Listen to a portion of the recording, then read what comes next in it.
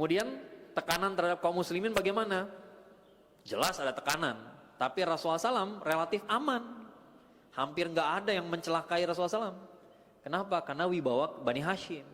Orang takut mencederai Rasulullah SAW. Paling maki-maki doang, paling ngefitnah. Ya, yang menyakiti sedikit. Paling kayak Abu Jahal. Abu Jahal tuh pemimpin Bani Makhzum. Kalau bukan pemimpin kabilah, nggak berani kayak begitu. Karena Rasulullah SAW anak Bani Hashim, cucunya Abdul Muthalib. Abdul Muthalib itu pahlawan Mekah, Pak.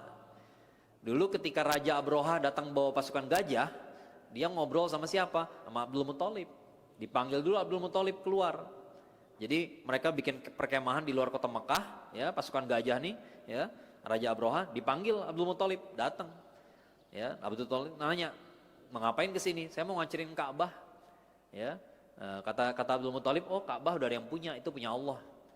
Ya, jadi silakan aja kalau mau ngancurin. Maka beliau ngajak orang-orang Mekah naik ke atas bukit. Ya, kalau kita lihat Mekah tuh dikelilingi bukit-bukit. Ya, Jabal Abu Qubais terutama, ya, itu yang paling besar, yang bukan paling besar sih, paling dekat dengan Masjidil Haram. Ya, itu yang tempat kita sa'i. Ya, Safa dan Marwah itu kaki bukit Jabal Abu Qubais. Gitu ya. Mereka naik ke atas bukit-bukit, lalu mereka melihat bagaimana pasukan gajah dihancurkan oleh Allah Subhanahu Wa Taala. Kan itu kisah di surat Al-Fil, ya. Ya. Tapi ini menggambarkan betapa Abdul Muthalib itu berwibawa. Jadi cucunya nggak ada yang berani ganggu. Ya, walaupun orang nggak suka, ya paling cuman begitu aja. Ya, makanya ada sih 1-2 yang berani. Ya, diantaranya Abu Jahal, ada Uqbah bin Abu Mu'id, ya, dia berani numpahin kotoran unta ke punggung Rasulullah SAW. Tapi that's it gitu. Ya, nggak ada yang kepikiran kita bunuh aja gitu ya.